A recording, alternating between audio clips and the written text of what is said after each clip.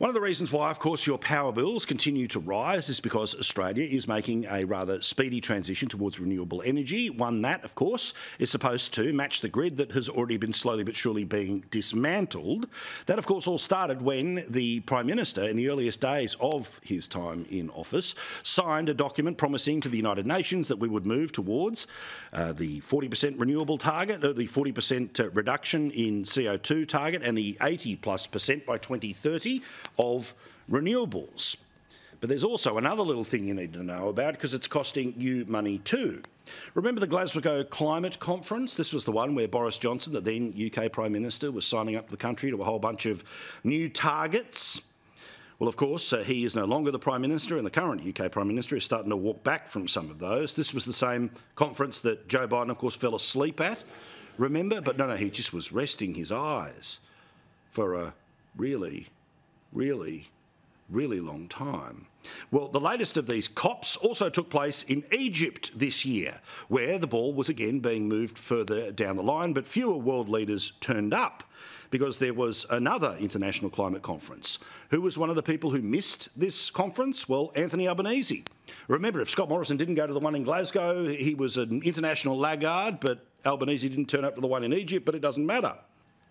Because Australia is trying to bid for one of these UN climate conferences as if it was the World Cup or an Olympic Games. You literally have to bid for these things. Well, as part of that, Australia is now putting an awful lot more money into what is called the Climate Bank, where Australian taxpayers' money goes to developing nations, like, among others, China, because China gets to continue to say it's a developing country, despite the fact that, let's all say it together, they have a space station and have had 2 Olympic Games this century.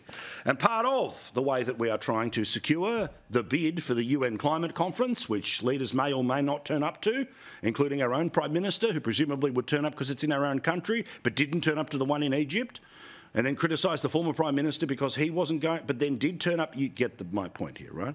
Well, apparently we've had to put more money into this global climate bank to be able to get the support of Pacific Island leaders to be able to work like a voting bloc trying to get the FIFA World Cup.